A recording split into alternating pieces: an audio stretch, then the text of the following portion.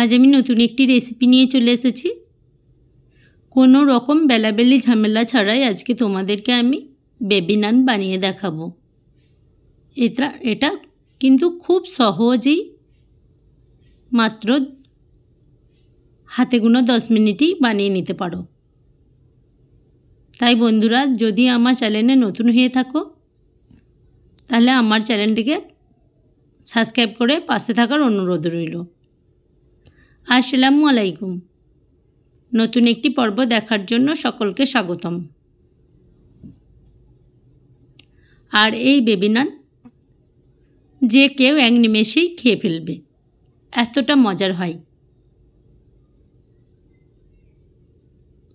তাই ঝটপট বাসায় বানিয়ে দেখো। যদি ভালো লাগে তাহলে আমাকে একটা কমেন্ট করে জানিও, আর একটা লাইক করে যেও। একটা লাইকের জন্য ভিডিও করার আগ্রহটাই বেড়ে যায়। আর তোমরা দেখেই বুঝতে পারছো যে নানটা কতটা স্পঞ্জি বা কতটা নরম হয়েছে। মুখে দেওয়ার সঙ্গে সঙ্গেই মিলিয়ে যাবে, আর একবার খেলে দ্বিতীয়বার খেতে ইচ্ছা করবে। বেবি নান বানাবার জন্য আমি এখানে একটা পাত্র নিয়েছি। এরপরে আমি পাত্রের মধ্যে দিয়ে দিলাম দুধটা আমি আগে থেকে জাল করে ঘন করে নিয়েছি একটু, আর পুরোপুরি ঠান্ডা করে নিতে হবে। এখানে আমি কোনো রকম গরম জিনিস ব্যবহার করছি না, পুরো ঠান্ডা জিনিস দিয়েই বানাবো। এরপরে আমি দিয়ে দিলাম 1 চামচের মতো ইস্ট।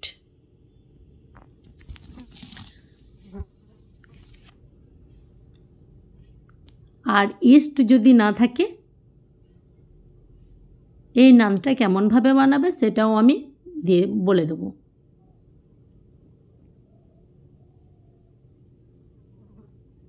দুধের মধ্যে দিয়ে দিতে হবে কাগজি লেবুর রস আর বেকিং পাউডার, তাছাড়াও অন্য কিছুই লাগবে না। এরপরে আমি দিয়ে দিচ্ছি 2 চামচের মতো চিনি। এখানে আমি গুঁড়ো চিনি ব্যবহার করেছি, তোমরা চাইলে গোটাও দিতে পারো, কোনো রকম অসুবিধাই হবে না। এরপরে আমি দিয়ে দিচ্ছি 2 চামচের মতো রান্নার রেগুলার তেল।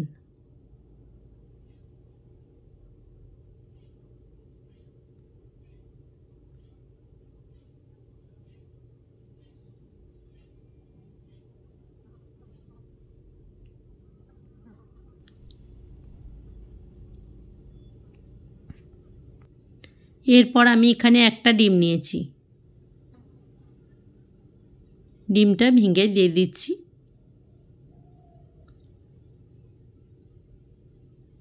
এরপরে উইস্কের সাহায্যে ভালো করে সব উপকরণগুলো মিশিয়ে নিতে হবে।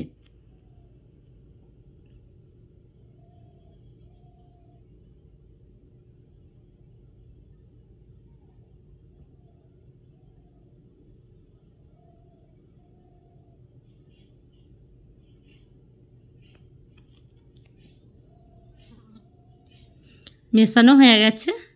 এরপরে আমি নিয়ে নেব 1 বাটি ময়দা।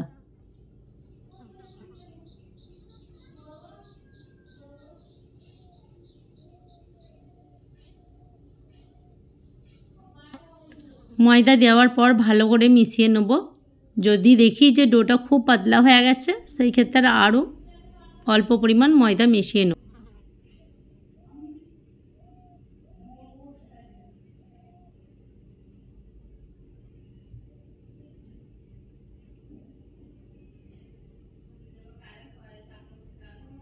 ডোটা খুব ভালো করে মেশানো হয়ে গেছে। এরপরে আমি ঢাকা চাপা দিয়ে রেস্টে রেখে দেবো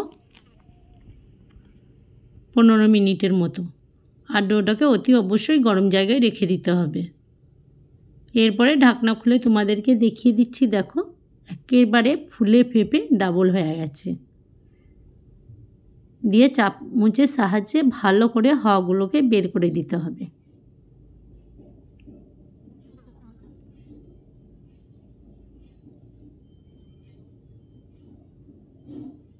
আর ডোটা ঠিক ভিডিওতে যেমন দেখছো ঠিক এইভাবেই ডোটাকে রেডি করে নিতে হবে।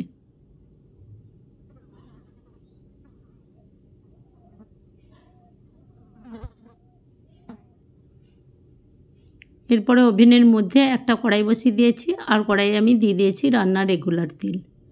এরপরে তেলটা যখন গরম হবে তখন 1 চামচ করে বেটার নিয়ে তেলের মধ্যে দিয়ে দিতে হবে।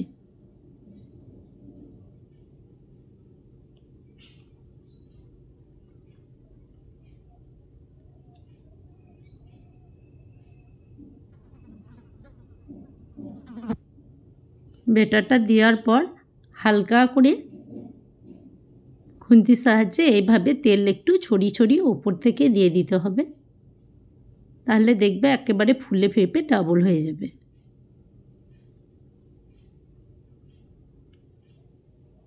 এইভাবে না সব নানগুলোই আমি বানিয়ে নেব।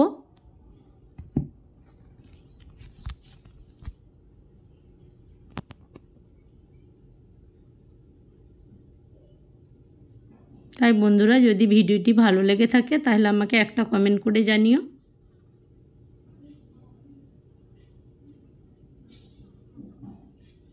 আর এই নান যে এতটাই ভালো হয় না বানিয়ে দেখলে বুঝতেই পারবে না।